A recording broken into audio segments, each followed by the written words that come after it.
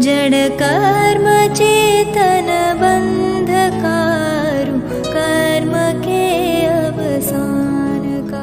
कह कर स्वरूप यथार्थ जग का जो किया उपकार है, उसके लिए जिन वाणी माँ को वंदना शत बार है, वंदना शत बार है, वंदना शत बार है।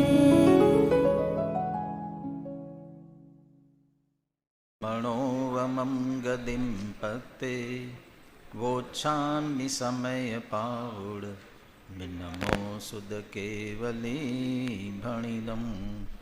नमः समय साराय स्वानुभूत्या चकासते चित्स्वभावाय भावाय सर्वभावान्तरच्छिदे। अनन्तधर्मणस्तत्त्वं पश्यन्ति प्रत्यगात्मनः अनेकान्तमयी मूर्तिर्नित्यमेव प्रकाशताम्। देहादिक से भिन्न जो पर्यायों से पार, ज्ञान स्वभावी आत्मा दे आनंद अपार। समय सार परमागम के 13वीं गाथा के आधार से अपन चर्चा कर रहे थे। आप प्रातः सुखाधिकार के माध्यम से जिस सुख की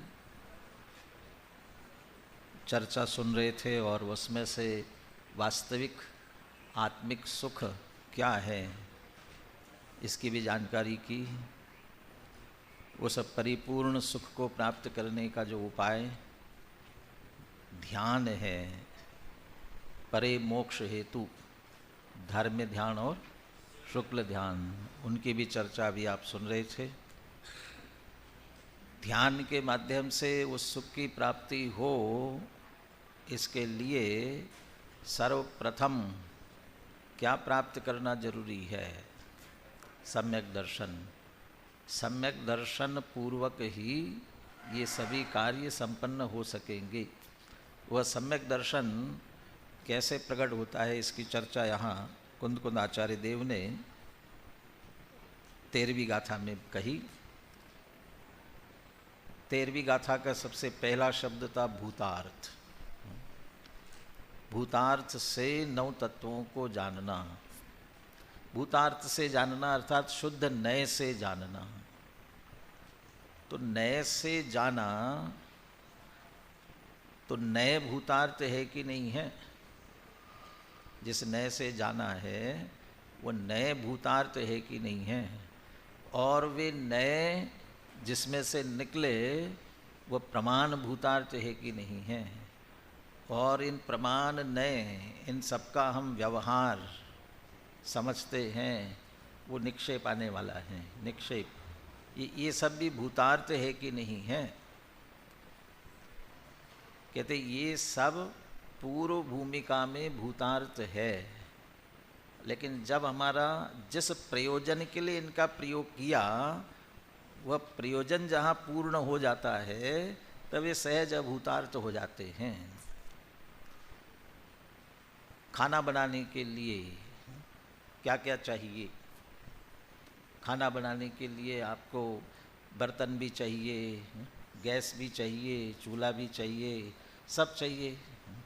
रोटी बनानी है तो आपको तवा भी चाहिए, चकला बेलन भी चाहिए। वो गैस जला करके आपने रोटी बना ली।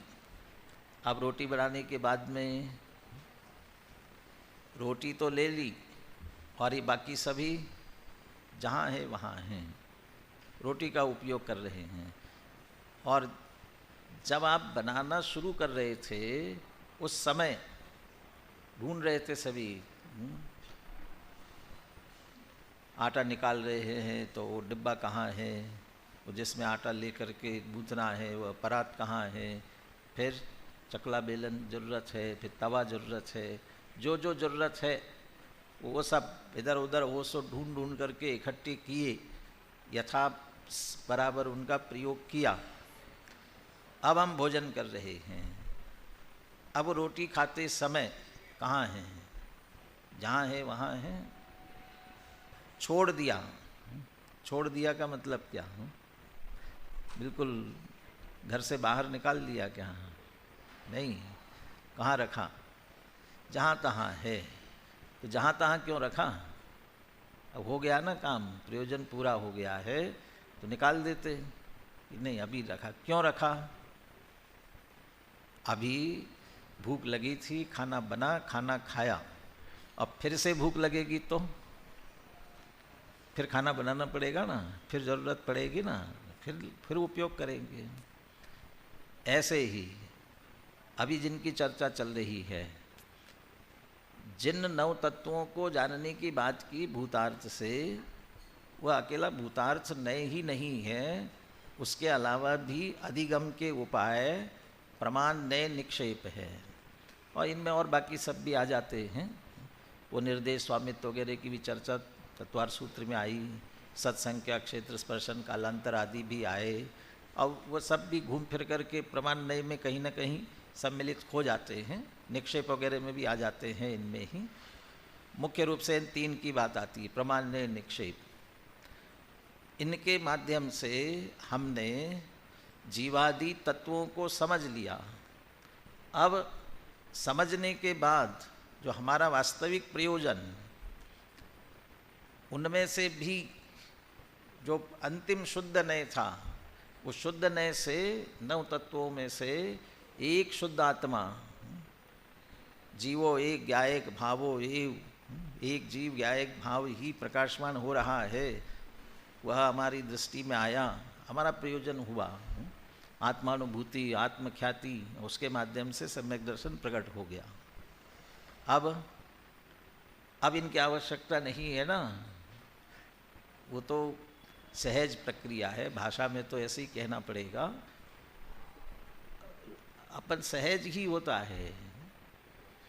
गाड़ी से आप आए, गाड़ी से उतरे, छोड़ दी, हो गया। छोड़ करके ही आगे बढ़ते हैं। मैं जहाँ जाना है वहाँ उसको छोड़ करके, विकल्प नहीं आता अब इसको छोड़ना है, वो छूटता है सहज ही।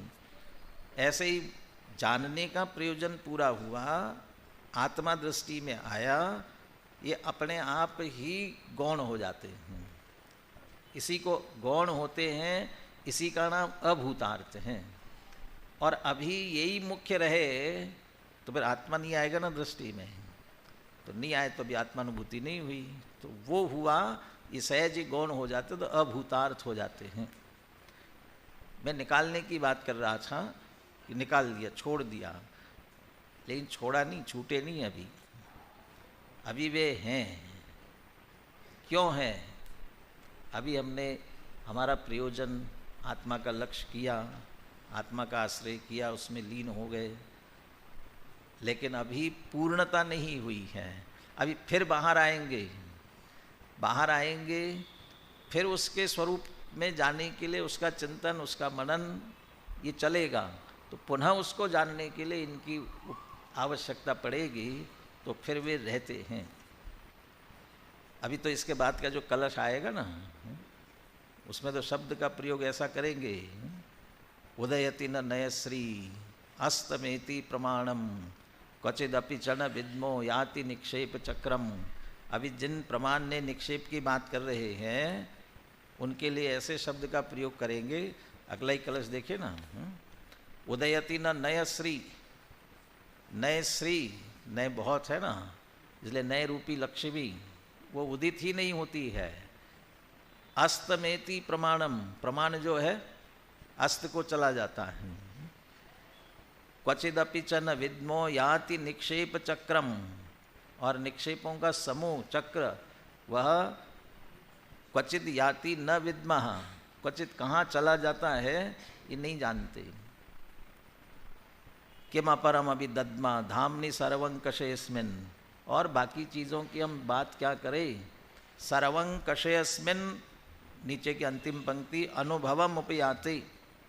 सर्वंकष, सबका निकष, सबका निष्कर्ष जहाँ तक पहुँचने के लिए कहाँ से प्रारंभ करके कहाँ पहुँचे मालूम है? कहाँ से प्रारंभ करके? निक्षेपों से, अभी निक्षेप आएगी चर्चा, इनके नाम वगैरह सीखे, लक्षण जाने, वहाँ से शुरुआत की थी। फिर जानने के लिए प्रमाण से जाना, पूरा उसका स्वरूप अनेकांतात्मक जो है वो पूरा समझ लिया। फिर उसमें से व्यवहार ने, निश्चय ने, ये करते करते इन सब में से जाते जाते वो परम शुद्ध निश्चय ने तक पहुँचे। और परम शुद्ध निश्चय ने की दृष्टि बनाते हुए इसे ग्रहण कर लिया। सर्वंकष, ये सबका निकष, सर्वंकष। बहुत बातों से सर्वंकष का अर्थ है पूरे जिनवाणी का वही सार है। पूरे विश्व में हमारे लिए तो प्रत्येक के लिए अपना अपना आत्मा ही सारभूत है। हमारे जीवन का पूरा वह सारभूत है। सर्वंकष, ऐसे उस आत्मा के सर्वंकषेस्मिन् अनुभवमुपयाते, जब उसका अनुभव प्रकट हो जाता है, भाति न द्वैतमेव, किसी प्रकार का द्वैत ही भाषित नहीं होता। और द्वैत भाषित नहीं होता, जैसे ही अनुभव हुआ, प्रमाण ने निक्षेप कहाँ चले गए पता नहीं है। प्रमाण ने निक्षेप कोण उदोत अनुभव में दिखे, छड़ालाकार ने भी लिखा ना, अनुभव में वो शुद्ध नय से वो शुद्ध आत्मा को पकड़ा। जैसे पिछले टीका में आत्मानुभूति, आत्मख्याति, इन शब्दों से कहा, ये जैसे ही हुआ वैसे ही ये पता नहीं कहाँ चले गए। तो पता नहीं कहाँ चले गए, जबकि सम्यक साथे ज्ञान होए पे भिन्न आराधो, जैसे ही सम्यक दर्शन हुआ उसी समय क्या हुआ, क्या प्रकट हुआ, क्या प्रकट हुआ? सम्यक ज्ञान हुआ ना उसी के साथ में। तो सम्यक दर्शन के साथ ही सम्यक ज्ञान हुआ। और सम्यक ज्ञान को क्या कहते हैं? सम्यक ज्ञानम प्रमाणम। तो सम्यक ज्ञान प्रकट हुआ माने क्या प्रकट हुआ? तो प्रमाण प्रकट हुआ कि प्रमाणम अस्तमेति प्रमाणम, वो अस्त को चला गया। उदित हुआ है कि अस्त हुआ है? अभी तो अच्छी तरह से प्रकट हुआ है वास्तव में। और जो नए क्या होते हैं, नए क्या अभी नए आ रहे हैं ना, नए प्रमाण के अंश है। तो जब सम्यक ज्ञान प्रमाण हुआ तो उसके अंश नए भी तब प्रमाण हुए, सम्यक हुए हैं, वे भी एक तरह से उदित हुए हैं। और तभी निक्षेप आदि भी वास्तव में सम्यक तभी कहलाते हैं। तो वो तो सम्यक रूप से प्रकट हुए। और यहाँ कह रहे कि अस्तमेति, पता ही नहीं कहाँ चले गए। तो मतलब क्या है? वो तो दृष्टि वहाँ है, बस उतनी अपेक्षा से, वो कहीं चले नहीं गए हैं, सब है। उसी समय जब श्रद्धा, जो शुद्ध नय का विषय शुद्ध आत्मा, यही मैं हूँ, ऐसा पहले शुद्ध नय ने निकाल के रखा। ये विषय ये है, ये वास्तविक, ये दृष्टि का विषय रूप ये शुद्ध आत्मा, इसका लक्ष्य करना है। श्रद्धा ने जैसे ही अहम किया वैसे ही सम्यक दर्शन आत्मानुभूति प्रकट हो गई। ये श्रद्धान का कार्य है। चारित्र की स्थिरता भी अल्प समय के लिए ही सही, हाँ भैया बहुत जरूरी है, हाँ? बहुत महत्वपूर्ण हो तो बाहर जाके करना चाहिए ताकि दूसरे को डिस्टर्ब ना हो। इससे ज़्यादा जरूरी है तो कौन सी बात चल रही थी? हाँ? गाड़ी फिर से चालू होने में दिक्कत हो जाती है फिर से। हाँ, क्या बात हो रही थी? चारित्र, सम्यक दर्शन श्रद्धा आ गया ना, श्रद्धा ने हम स्थापित किया और चारित्र की स्थिरता हुई। ज्ञान ने क्या किया? ज्ञान ने निर्णय करके दिया ना शुद्ध नय से, ये है आत्मा, ये किया ना। उस समय दृष्टि में अनुभव श्रद्धा और चारित्र की दृष्टि से, श्रद्धा और चारित्र की दृष्टि से, और उसी समय ज्ञान की मुख्यता से यही मैं हूँ, एक आत्मा, यही मुख्य हो रहा है। लेकिन उसी समय ज्ञान की ऐसी विशेषता है कि वह स्वपर प्रकाशक है। उसी समय ज्ञान में ये सारा विषय है, ज्ञान में सारा विषय नहीं है ऐसा नहीं है, लब्धि में है, वो सारा पड़ा हुआ है, सभी है। ये प्रमाण सम्यक रूप से जो प्रकट हो गए, प्रमाण नए निक्षेप, ये सब है, उदित हुए हैं, है। लेकिन अभी दृष्टि उधर जानी नहीं है, दृष्टि में नहीं आएंगे। और वो दृष्टि और अनुभव को मुख्य करते हुए ये कहते हैं वह अभूतार्थता जितनी है इसकी मुख्यता की अपेक्षा वो अभूतार्थ हैं, लेकिन वास्तव में प्रकट हुए हैं। और दूसरी बात जहाँ से मैंने प्रारंभ की थी, जैसे हमारा प्रयोजन पूरा हुआ, और प्रयोजन तो पूरा हुआ लेकिन जिन साधनों से हुआ है उन साधनों को हम निकाल कर फेंकते नहीं हैं, होते हैं, और पुनः जब आवश्यकता पड़ती है तो पुनः उनका प्रयोग करते हैं। ऐसे ही अनुभव से बाहर आ गए, कदाचित श्रद्धान से भी ढल गए वापस, स्वयं कोई शंका हो गई, स्वयं कोई हुई किसी भी कारण से, चाहे दर्शन मोनी का तीव्र उदय, कोई भी कारण हो सकता है, काल बहुत अधिक हो गया हो, किसी भी कारण से हमें पुनः निर्णय करना पड़ेगा। निर्णय करना पड़ेगा तो प्रमाण नहीं निक्षेप और विकल्पात्मक चिंतन मनन करेंगे तब पुनः प्रमाण नहीं निक्षेप, इन सब का उपयोग होगा। तो ये सब रहते हैं, सिर्फ जब श्रद्धान और अनुभव करते हैं उस समय सब ये गौण होते हैं, बस उसकी अपेक्षा से इनको अभूतार्थ इत्यादि शब्दों से कह रहे हैं। जिसमें से प्रमाण की चर्चा अपन ने कर ली थी, नयों की चर्चा अब अपने को, नय और निक्षेप, इनकी चर्चा आज अपने को भी पूरी करनी है। प्रमाण कब भूतार्थ और कब अभूतार्थ कहा प्रमाण को, तो वो भेद की दृष्टि से बात करते हैं। जब प्रमाता, प्रमाण, प्रमेय ऐसा भेद पूर्वक देखते हैं, माने ये विकल्प चल रहा है अभी, प्रमाता प्रमाण से उस प्रमेय को आत्मा कोई विषय बना करके जान रहा है, तो वो जानते समय हैं सभी भूतार्थ हैं। लेकिन जिस प्रयोजन के लिए एक शुद्ध आत्मा, तो जिस जीव द्रव्य स्वभाव, एक जीव द्रव्य के स्वभाव के समीप पहुंच गए और हमने उसको ग्रहण कर लिया और उसे ग्रहण किया है, तो फिर अब ये कुछ नहीं है, ये इनका कोई भेद उसमें ख्याल में नहीं आता है। अब नए के संदर्भ में देखिए, यहाँ भी अमृतचंद्र आचार्य ने नए का लक्षण न देते हुए सीधे नयों के भेद प्रभेद से ही प्रारंभ किया। नयस्तु द्रव्यार्थिका पर्यायार्थिकश्च। नए किसे कहते हैं? नए किसे कहते हैं? संक्षेप में अपन इतना समझे, प्रमाण से जाने हुए वस्तु के एक अंश को ग्रहण करना वह नए है, और वह जो एक अंश ग्रहण किया जाता है वह प्रयोजन से, ना, अपने अभिप्राय से, प्रयोजन से।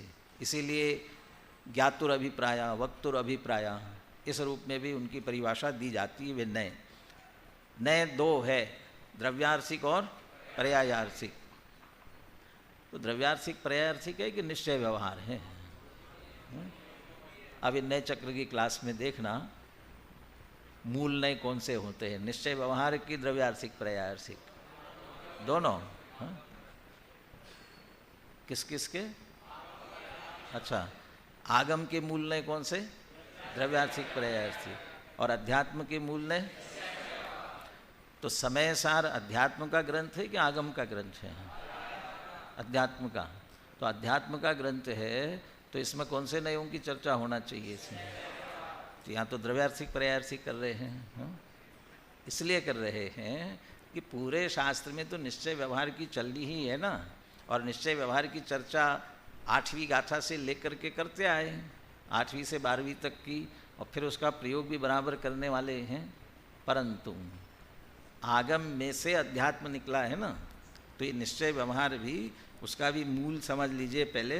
द्रव्यार्थिक पर्यायार्थिक उस रूप वस्तु आगम वो है पहले, उसमें से फिर निश्चय व्यवहार वो प्रयोजन वाला अध्यात्म है, इसलिए उसके प्रयोजन वाला है।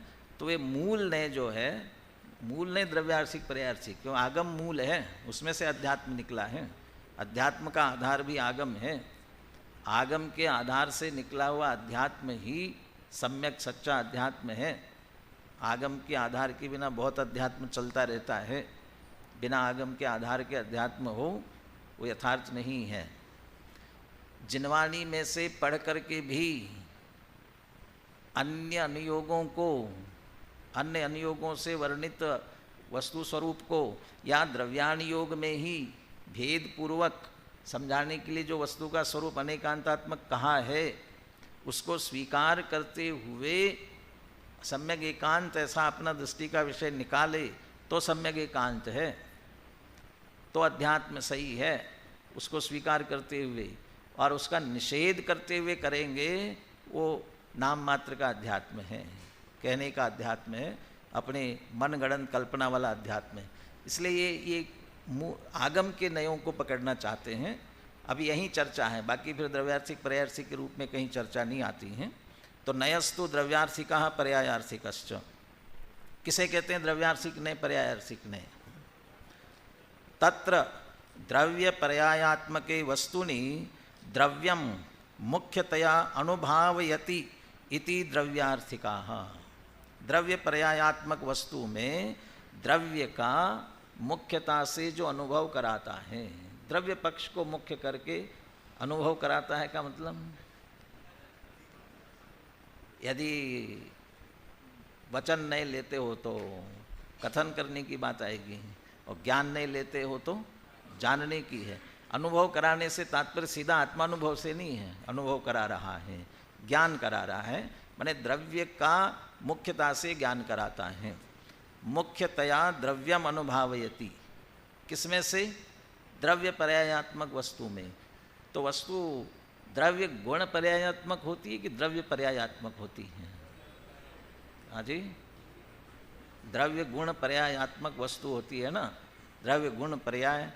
यहाँ तो द्रव्य पर्यायात्मक दो ही कहते हैं, तो गुण कहाँ चले गए? गुणों को भेद रूप से देखते हो तो पर्याय में चले गए, अभेद रूप से देखते हो तो द्रव्य में आ गए। ये जो द्रव्य पर्यायात्मक शब्द कह रहे हैं ना, अच्छा पर्यायात्मक कह रहे हैं तो ये जो काल अपेक्षा से परिणमित होती पर्याय है, वो वही पर्याय होती है ना द्रव्य, और काल अपेक्षा से परिणमित होने वाली पर्याय। दो ही चीज़ें होती हैं, दो ही चीज़ें नहीं होती हैं। द्रव्य पर्याय जो कह रहे हैं वहाँ पर जो स्वचतुष्टय होता है, स्वचतुष्टय में क्या क्या होता है? स्वद्रव्य, स्वक्षेत्र, स्वकाल और स्वभाव। तो यहाँ द्रव्य में अभेद दृष्टि से इन चारों का अभेदपना है, वो द्रव्य में शामिल है। और पर्याय में क्या क्या शामिल है? वो द्रव्य की अपेक्षा जो सामान्य है, द्रव्य की अपेक्षा द्रव्य पर्यायात्मक वस्तु देखी जाए ना तो सामान्य विशेषात्मक है। अभी हमारी 7वीं गाथा चल रही थी कक्षा में, और 7वीं गाथा के विशेष विश्लेषण में दृष्टि का विषय निकालने के लिए द्रव्य का पूरा विश्लेषण किया है, स्वचतुष्टयात्मक पूरा विश्लेषण किया हुआ है।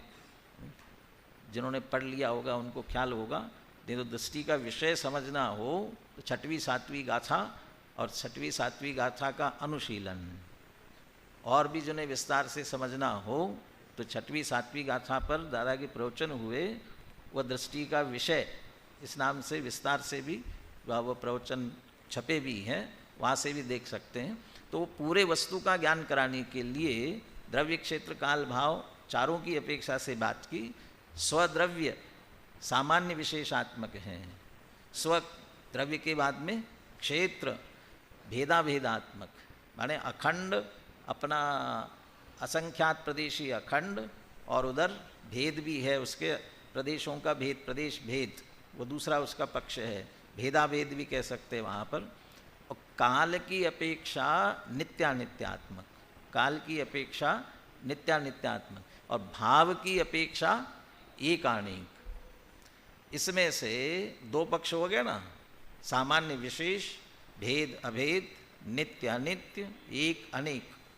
इसमें से सामान्य अभेद नित्य एक, ये सब द्रव्य हैं। द्रव्य कैसा है? सामान्य है, अभेद है, नित्य है, एक है। बार बार चर्चा आती, अहमिको खलु शुद्धो, एक है। और यहाँ भी है ना, एकत्व रूप से प्रकाशित होता हुआ, एकत्व यदि इनमें एकत्व रूप से देखा जाए तो एक आत्मा ही प्रकाश माने हुए, एक वो द्रव्य है। और पर्याय क्या है? विशेष, प्रदेशों का भेद, काल भेद वाली जो परिणमित, बस वो अनित्यता है ना, वो एक रूढ़ हो गया, इसके लिए पर्याय है। अकेले इसी को पर्याय शब्द रूढ़ हो गया अधिकतर। ये परिणमने वाली अवस्था मात्र काल अपेक्षा से, वो पर्याय, वो अनित्यता और गुण भेद जो अनेक है, गुण भेद वाले, ये सब पर्याय हैं। और इधर द्रव्य और ये पर्याय, ये द्रव्य पर्यायात्मक पूरी वस्तु, और इस द्रव्य पर्यायात्मक वस्तु पूरे वस्तु में से, और ये द्रव्य पर्यायात्मक पूरी वस्तु, जिस वस्तु का विश्लेषण किया ना, ये किससे जानने में आता है, किससे जाना जाता है इससे? ऐसा जानना ये प्रमाण का विषय कहलाता है। ऐसी पूरी वस्तु को जानना ये प्रमाण का विषय, प्रमाण ये पूरी वस्तु को जानता है। अब पूरी वस्तु जानने के बाद अब द्रव्यम मुख्यतया अनुभावयति, इसमें से द्रव्य का ज्ञान कराए। तो द्रव्य की मुख्यता करेंगे, द्रव्य को मुख्य रूप से देख, द्रव्य कैसा है, एक है, नित्य है, अभेद है, ये जो ज्ञान करा रहा है वह है द्रव्यार्थिक नय।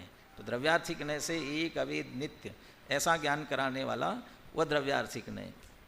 तो उस समय पर्याय कहाँ चली गई? ये मुख्यतया अनुभावयति कहा ना, तो गौण हो गई, वस्तु में से नहीं निकलती, गौण हो जाती हैं। ये द्रव्यार्थिक। फिर पर्यायार्थिक क्या है? पर्यायार्थिक का लक्षण क्या दिया? पर्यायम मुख्यतया अनुभावयति इति पर्यायार्थिका। ये संक्षेप में कहा, लेकिन इसे पूरा क्या समझना, ऊपर से, ऊपर के उसमें से क्या विषय लेना? द्रव्य पर्यायात्मक वस्तुनि, द्रव्य पर्यायात्मक वस्तु में से ही पर्यायम मुख्यतया अनुभावयति इति पर्यायार्थ, जो पर्याय को मुख्य करके ज्ञान करा है उसका नाम पर्यायार्थिक।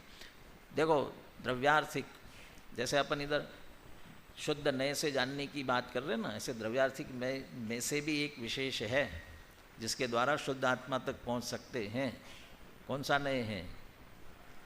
परम भावग्राही द्रव्यार्थिक नय। शुद्ध शब्द की जरूरत नहीं ना उसमें, वो शुद्ध अशुद्ध और नीचे वाले उनको लगता है द्रव्यार्थिक के भेदों में, लेकिन वो परम भावग्राही है, उसमें वो शुद्ध अशुद्ध के विकल्प की जरूरत नहीं है, लेकिन वो शुद्ध आत्मा को विषय करता है, इसलिए हमारे रूढ़ हो गया, हमारी भाषा में आ गया परम भावग्राही शुद्ध द्रव्यार्थिक नय, ऐसा ही हमारी चित्त में बैठ गया। लेकिन परम भावग्राही, वो परम उत्कृष्ट भाव को, परम पारिणामिक भाव को ग्रहण करने वाला वो द्रव्यार्थिक नय, और उसके अनुसार द्रव्य को मुख्य किया हमारी दृष्टि में, श्रद्धान किया यही मैं हूँ, तो अनुभव हो सकता है, तो अनुभावयति, वो उस अनुभव तक भी पहुँच सकता है। लेकिन यहाँ पर्यायम अनुभावयति, यहाँ पर्याय के साथ भी अनुभव की बात लिख रहे हैं, तो पर्याय के साथ अनुभव शब्द आए तो समझ लो ज्ञान कराता है। पर्याय की दृष्टि से देखने पर कैसा है, ये विशेष रूप है, ये प्रदेश के भेद है, इसमें ये नर नारकादि पर्यायें, राग द्वेष आदि प्रति समय परिणमित होने वाली पर्यायें, ज्ञान दर्शन चारित्र आदि गुण, ये सब है, इनका ज्ञान कराता है, वो पर्यायार्थिक नहीं कहलाता है। ते भूतार्थ है कि अभूतार्थ है? देखिए अब ये थोड़ा सा भाषा थोड़ी कठिन है, भाव भी ग्रहण करने का प्रयास करना। तद उभयम अपि द्रव्य पर्यायो हो पर्यायेण अनुभूयमानतायाम भूतार्थम। ये दोनों द्रव्यार्थिक पर्यायार्थिक ने कब भूतार्थ है, कब सच्चे हैं?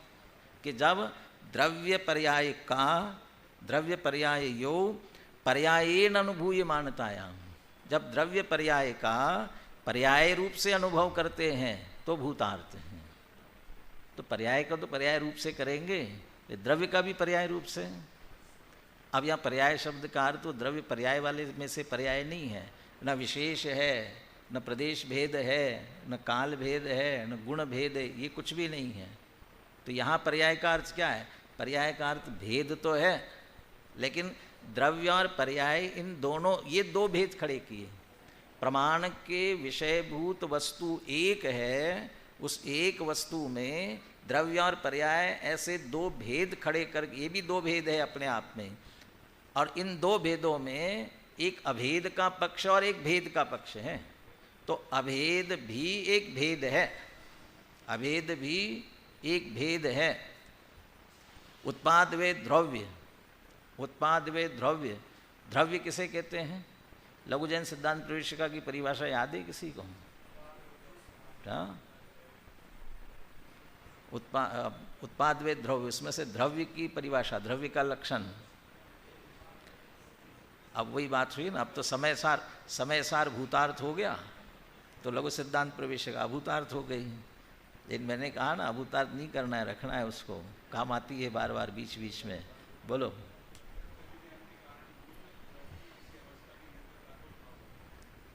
प्रत्यभिज्ञान के कारणभूत द्रव्य की अवस्था की नित्यता को क्या कहते हैं? द्रव्य कहते हैं। मेरा सिर्फ इतना ही कहना था, उत्पाद वे द्रव्य, इसमें अवस्था कौन सी है और द्रव्य कौन सा है? द्रव्य अवस्था है क्या? उत्पाद वे तो अवस्था है, परिणमित हो रही। पूर्व अवस्था का नाश होना वे, नई अवस्था का उत्पन्न होना उत्पाद। तो अवस्था में उत्पाद वे हो रहा है। ध्रुव तो त्रिकाल एक रूप रहने वाला है। लेकिन आजे माने वस्तु में दो अवस्थाएं हैं। एक ऐसी अवस्था है, माने एक ऐसी स्थिति है जो पलटती रहती है, उत्पाद वे रूप होती है, और एक अवस्था ऐसी है जो पलटती नहीं है, एक रूप रहती, ध्रुव रहती है, जिसके कारण वो प्रत्यभिज्ञान होता है। यह वही है, यह वही है। नर नारकादि पर्याय में जो मारीच है वही महावीर है, ये प्रत्यभिज्ञान हो रहा है वो ध्रुवता के कारण से। लेकिन मारीच का व्यय हो गया है, महावीर का उत्पाद हो गया है, तो वो अवस्था। लेकिन इसे भी अवस्था करें, माने एक ये भी एक वस्तु का भेद, भेद एक भेद है और अभेद भी एक भेद है। वस्तु के दो पहलू है ना, भेदाभेदात्मक वस्तु, तो एक भेद और दूसरा अभेद। तो वस्तु के दो भेद हुए, एक भेद रूप भेद और एक अभेद रूप भेद। ऐसा पर्याय से देखने पर, माने ऐसा भेद करके देखने पर द्रव्यार्थिक पर्यायार्थिक ये खड़े होंगे, ये दोनों खड़े होंगे। तो हम अभेद पक्ष को देखेंगे द्रव्यार्थिक, भेद पक्ष को देखेंगे पर्यायार्थिक। पर्यायेण अनुभूयमानतायाम, नीचे जो हिंदी में अर्थ किया ना, उसमें 3 शब्दों का प्रयोग किया। द्रव्य पर्यायात्मक, ये दोनों नए द्रव्य और पर्याय का पर्याय से, भेद से, क्रम से अनुभव करने पर, आगे पीछे, ये नए में भेद पड़ेगा, क्रम पड़ेगा, और प्रमाण में दोनों एक साथ होते हैं। इसलिए भेद भी नहीं, क्रम भी नहीं, अक्रम एक साथ होते हैं। तब द्रव्यार्थिक पर्यायार्थिक ये दो हैं, भूतार्थ हैं।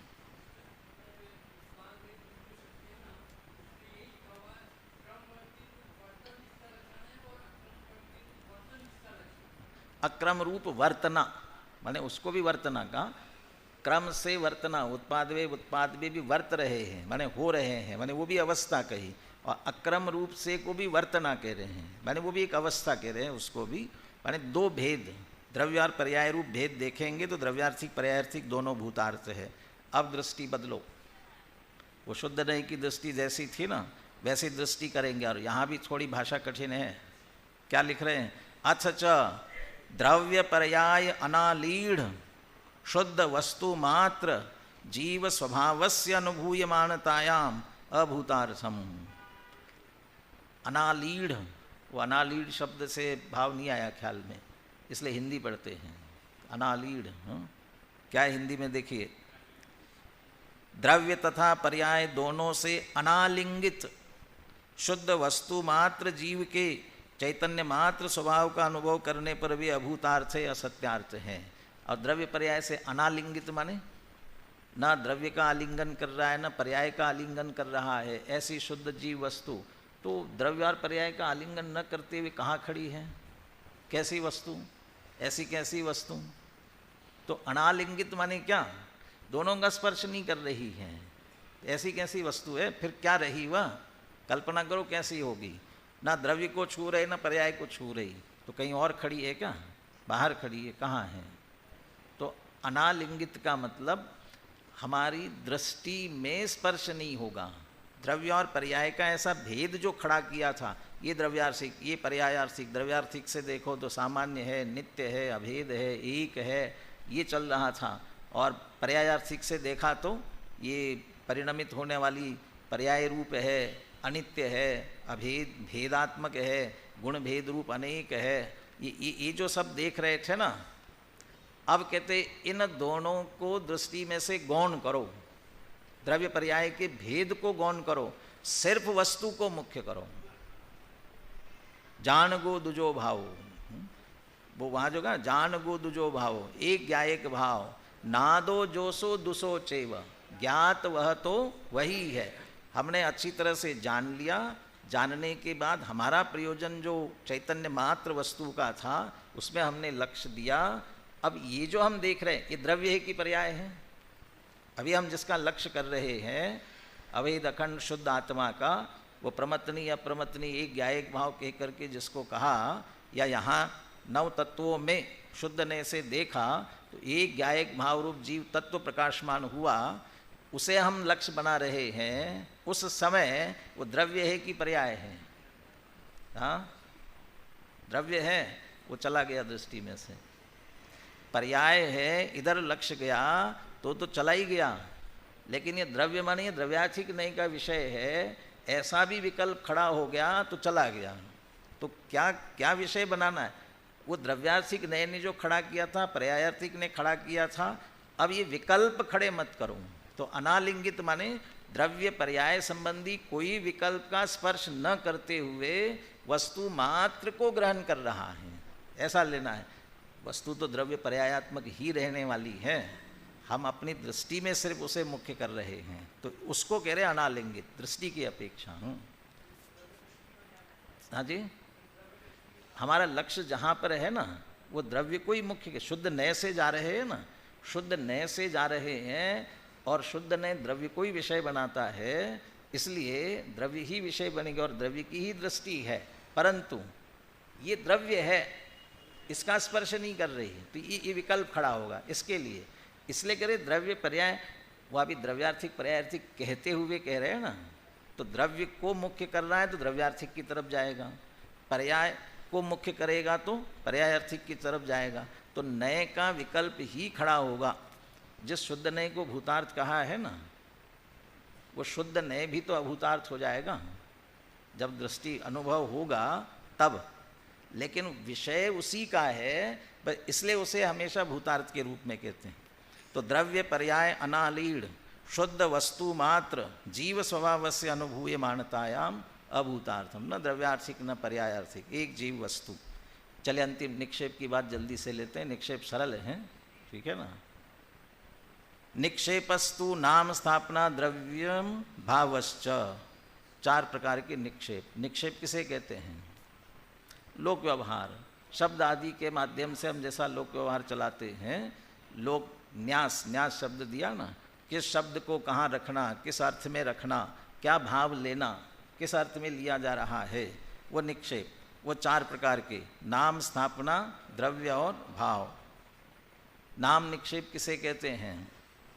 तत्र अतद गुणे वस्तूनि संज्ञाकरणम नाम, अतद गुणे वस्तूनि संज्ञाकरणम, ये जिसमें जो गुण नहीं हो तो भी उसका उस तरह से नाम रखना, उसका नाम ही नाम निक्षेप है। माने वो विशेषता उसमें है कि नहीं ये जरूरी नहीं है, सिर्फ एक लोक व्यवहार चलाने के लिए वो नाम रखा जाएगा, ठीक है ना। आजकल सभी बहुत अच्छे नाम सर्वज्ञ रखते हैं, हाँ, सर्वज्ञ। तो जिनका नाम सर्वज्ञ रखा गया है वो सर्वज्ञ है कि नहीं है? नहीं है सर्वज्ञ, हाँ। तो आप तो सर्वज्ञ कह रहे हो ना, तो है ना सर्वज्ञ। उन्हें पहचानोगे किस नाम से?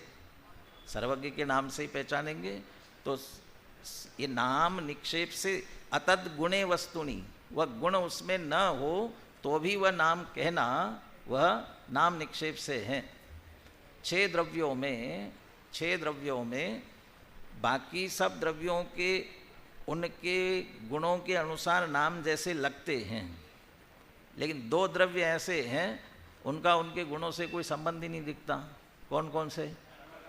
धर्म द्रव्य और अधर्म द्रव्य। क्या लेना देना उस धर्म द्रव्य को, वो धर्म अधर्म से क्या लेना देना है? लेकिन अब वो उस द्रव्य का नाम धर्म द्रव्य, वो नाम निक्षेप से धर्म द्रव्य है, वो धर्म द्रव्य ही है। तो जगत लोक व्यवहार चलाने के लिए बहुत सारे नाम, जो उसमें वो विशेषताएं हो कि ना हो, उसके कहना अतद गुणे वस्तुनि संज्ञाकरणम नाम, ये व्यवहार चलाने के लिए बिना उन गुणों के भी नाम देना, वो नाम निक्षेप है। सो अयम इति अन्यत्र प्रतिनिधि व्यवस्थापनम स्थापना, सो अयम, यह वह है, ऐसा वो नहीं है, लेकिन उसका अन्यत्र प्रतिनिधि व्यवस्थापनम, उसका अन्य कहीं पर प्रतिनिधित्व, भाई ये वैसा ही है ऐसा नक्की कराना, इसका नाम स्थापना निक्षेप है।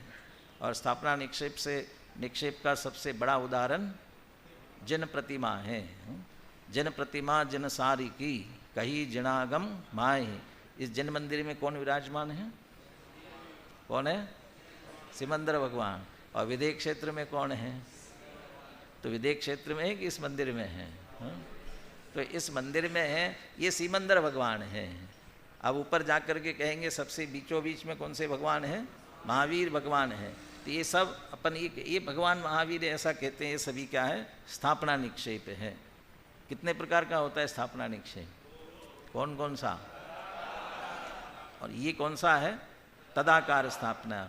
अतदाकार स्थापना वो मुख्य रूप से चेस के उसी में आता है। यानी ये इसके अलावा भी जैसे कभी बहुत बार नाटक करते हैं बच्चों की पाठशाला का, और 7 तत्व खड़े करते हैं। और 7 तत्व खड़े करते हैं, ये जीव उनके गले में लगा देते हैं, और वो आकर के कहता है मैं जीव तत्व हूँ, जो जानने देखने वाला ज्ञाता दृष्टा वो जीव। और फिर एक आता है बालक गले में लटका के, कौन? अजीव। मैं कौन हूँ? अजीव। वो अजीव का लटका के आया है ना, वो अपने आप को अजीव कहता है। और जिसमें ज्ञान नहीं, दर्शन नहीं है, बिना ज्ञान दर्शन, वो अजीव है। अब वो अजीव है क्या? वो भी तो जीव ही है ना, लेकिन वहाँ ये अजीव है ऐसा कह करके उसमें अपन ने स्थापना की, ऐसे आश्रयवादी में। और अतदाकार स्थापना। चलिए, द्रव्य निक्षेप क्या है? द्रव्य निक्षेप वर्तमान तत्पर्यायात अन्यत द्रव्यम। वर्तमान पर्यायात अन्यत, जो वर्तमान नहीं है उसमें अतीत और अनागत, भविष्य की, भूतकाल या भविष्य की स्थापना करना, उस रूप से कहना, ये क्या है? द्रव्य निक्षेप। आप सभी शास्त्री है कि नहीं है? है? कौन से निक्षेप से? द्रव्य निक्षेप से। भविष्य में होंगे, अभी पूरे हुए नहीं हैं, लेकिन भविष्य की पर्याय का वर्तमान में निक्षेप करते हुए कह दिया। और जो छोड़ चुके होते हैं, बहुत से मास्टर साहब यहाँ बैठे हुए हैं, अध्यापक अब रिटायर हो गए अध्यापन के कार्य से, तो भी अभी अध्यापक ही कहलाएंगे। तो छोड़ गए ना, तो पहले अध्यापक थे, उसका व्यवहार करते हुए वर्तमान में उन्हें कहते हैं द्रव्यम। कमलचंद जी साहब भी अध्यापक है ना, अभी भी अध्यापक हैं। वो तो अध्यात्म का ज्ञान कराते हैं, इसलिए वह अध्यापक हैं। प्राध्यापक हैं, प्राध्यापक है, विशेष अध्यापक हैं। कौन सा निक्षेप हो गया? द्रव्य निक्षेप। अब भाव निक्षेप क्या है? वर्तमान तत्पर्यायो। देखो एक ही शब्द का फर्क किया। वर्तमान तत्पर्यायात अन्यत, वर्तमान को छोड़कर भूत भविष्य की स्थापना करना। और इधर वर्तमान पर्यायो तत्पर्यायो भावा, और जिस समय जिस रूप से है उस समय उसी रूप कहना। अभी तो आप छात्र हो, विद्वान पंडित नहीं हो, अभी तो छात्र हो, अभी छात्र ही कहना। इसमें जितने बैठे इसमें बहुत सारे पुजारी होंगे ना, कि नहीं है? नहीं है, अभी नहीं है, अभी सब श्रोता है, अभी सब श्रोता है। और जब सुबह पूजा करेंगे तब पुजारी। वर्तमान तत्पर्याय, जिस पर्याय से परिणत है उसी रूप कहना, वह भाव कहलाता है। नाम स्थापना द्रव्य भाव निक्षेप।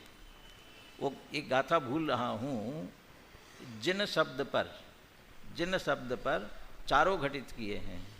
जिन नामा, नाम जिना, परिमा मैंने ऐसे प्रतिमा में उसकी स्थापना की, द्रव्य जिन, भाव जिन, ऐसे चारों लिए।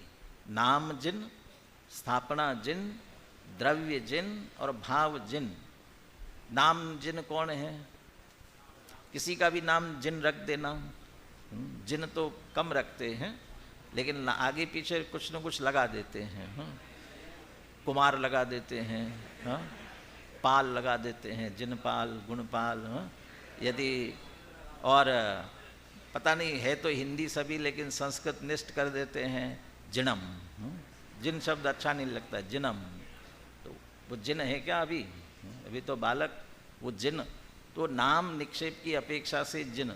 और स्थापना वाला तो ये भगवान, ये जिन जिन प्रतिमा है, तो प्रतिमा को भी हम जिनेन्द्र भगवान की जिन कहते हैं, ये स्थापना निक्षेप से। द्रव्य जिन और भाव जिन कौन है? द्रव्य जिन, भाव जिन, ये जो सम्यक दृष्टि से लेकर मुनि इत्यादि है, ये सब द्रव्य जिन है। वो भूतकाल तो घटित नहीं होगा, भूतकाल की अपेक्षा घटित नहीं होगा, भविष्य की अपेक्षा तो घटित होगा। भावी माने जो अभी नहीं है लेकिन जिन बनेंगे। एक सम्यक दृष्टि आदि एक देश जिन है, मुनिराज भी एक देश जिन है। बनारसीदास जी ने जिनेश्वर के लघुनंदन कहा है ना, ये द्रव्य जिन है। मैं भूतकाल की अपेक्षा घटित इसलिए नहीं होगा कहा, क्योंकि कोई जिनपना छोड़ दिया हो ऐसा तो कभी होगा नहीं। एक बार जिन बन गए तो फिर से तो छूटने वाला तो नहीं है। और भाव जिन कौन? जो साक्षात अरहंत भगवान है, जिनेन्द्र भगवान है, वे भाव जिन है। इस तरह से 4 प्रकार का निक्षेप। ये कब भूतार्थ और कब अभूतार्थ है? तच्चतुष्टयम स्वस्वलक्षण वैलक्षण्येन अनुभूयमानतायाम भूतार्थम। इनको अपने अपने लक्षण से, क्या शब्द प्रयोग करते हैं देखो, स्वस्व लक्षण, और फिर कहते हैं वैलक्षण्येन।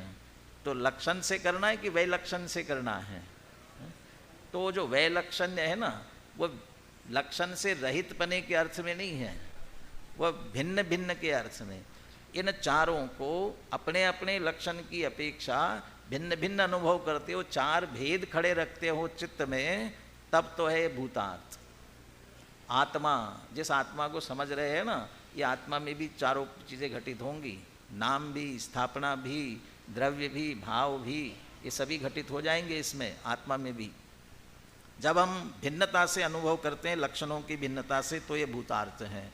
अब दृष्टि बदली, हम उस आत्मा को समझ लिया, आत्मा नाम से भी समझ करके, और वहाँ तक पहुँच गए, उसका आश्रय कर रहे हैं।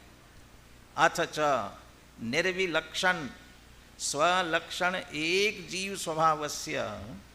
जीव कैसा है? निर्विलक्षण, सारे लक्षणों से रहित। तो अन्य किसी प्रकार का लक्षण जिसमें नहीं है, इसलिए निर्विलक्षण, सबसे भिन्न, निर्विलक्षण।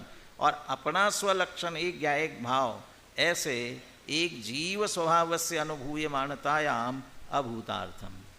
इन सब के प्रयोग से हम उस जीव द्रव्य तक पहुँचे और उस जीव का अनुभव कर रहे हैं। तो जीव के अनुभव के समय ये सब अभूतार्थम, इनका कोई विकल्प खड़ा नहीं होता है, ये अभूतार्थ होते हैं।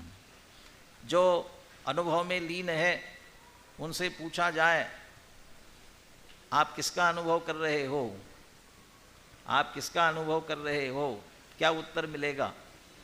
हाँ, क्या उत्तर मिलेगा? नहीं मिलेगा उत्तर। नहीं, आत्मा का अनुभव कर रहे हैं, आत्मा, ये उत्तर मिलेगा कि नहीं मिलेगा? क्यों नहीं मिलेगा? क्योंकि अनुभव कर रहे हैं। तो अनुभव कर रहे तो आत्मा नाम है, बताओ ना नाम। वो नाम निक्षेप जब समझ रहे थे तब भूतार्थ था, और जब वहाँ पहुँच गए हैं तब अभूतार्थम। ऐसे अधिगम के उपाय भूत जो प्रमाण्य निक्षेप है, ये भी इस तरह से भूतार्थ होते हुए भी अभूतार्थ होते हैं। और निर्णय करते समय बहुत अच्छी तरह से निर्णय कर लेना, और निर्णय करके वहाँ पहुँच करके अभूतार्थ करना नहीं पड़ेगा। अभूतार्थ करना नहीं पड़ता है, अभूतार्थ अपने आप स्वयं भी हो जाते हैं। हम भी इनको पहले भूतार्थ करें, पहले भूतार्थ करें। भूतार्थ करें माने इनका प्रयोग करें। अब प्रयोग करने के बाद वो शुद्ध आत्मा तक पहुँचे तो अपने आप ही अभूतार्थ होता है, और शुद्ध आत्मा के अनुभव पूर्वक सम्यक दर्शन की प्राप्ति होती है। ये विधि बता दी गई है। अविधि का प्रयोग अपने अपने अनुसार, जिसकी जब काल लब्धि आएगी, होना और होगी, तब अपने आप सबके अंदर निश्चित रूप से विधि प्रकट होगी। अब ऐसा कहना भी क्या, हम सबको शीघ्र ही सम्यक दर्शन की प्राप्ति होवे, वो फिर स्वकाल की स्वीकृति नहीं है। फिर सबको सहज स्वकाल में सम्यक दर्शन की प्राप्ति सहज होने ही वाली है। तो ये वैसे 13-14 गाथा विचार तो किया था, तो मैं खुद ही ये आधी टीका जो है ना आगे की कलश और टीका, मैं तो वो 13वीं गाथा की टीका उतनी ही ख्याल में आ रही थी, तो 13वीं गाथा की ये टीका और 14वीं गाथा हो जाएगी। लेकिन ये टीका भी इसके बीच में और अतिरिक्त थी। 14वीं गाथा अकेला रेफरेंस के रूप में अपन ने शुद्ध नए के रेफरेंस के रूप में इसमें ले लिया था। तो समझ लीजिए अकेले 13वीं गाथा की मुख्यता से ही आपका विषय हुआ, और आपकी जो परीक्षा होगी वह भी उस 13वीं गाथा से संबंधित कुछ प्रश्न नमूने के रूप में आपको दिए हुए हैं, और उन्हीं प्रश्नों के आधार से आप विषय तैयार करेंगे तो प्रश्न पत्र भी आपका पूरा उसमें से निकल आएगा।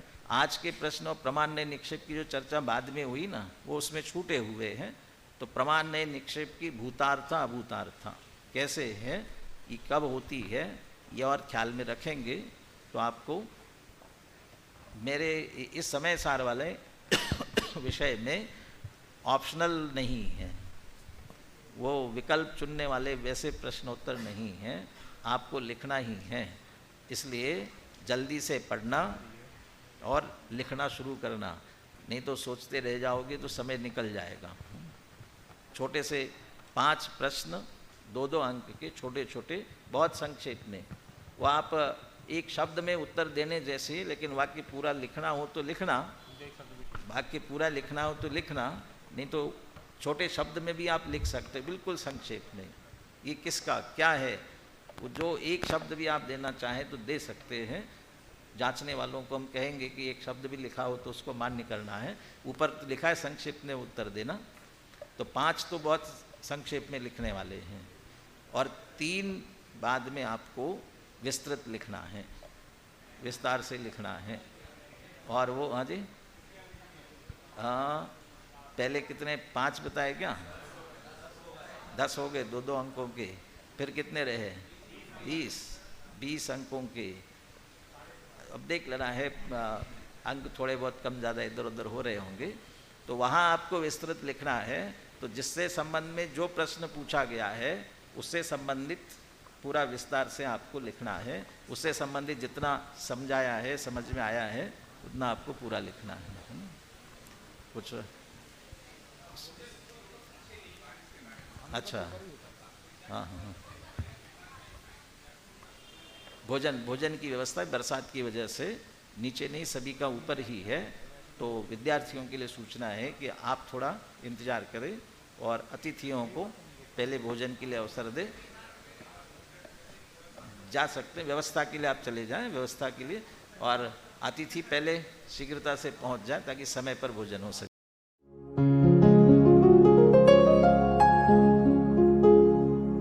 निज निधि निज में बताए, यह अनंत उपकार है उसके लिए जिन वाणी माँ को वंदना शत बार है, वंदना शत बार है, वंदना शत बार है।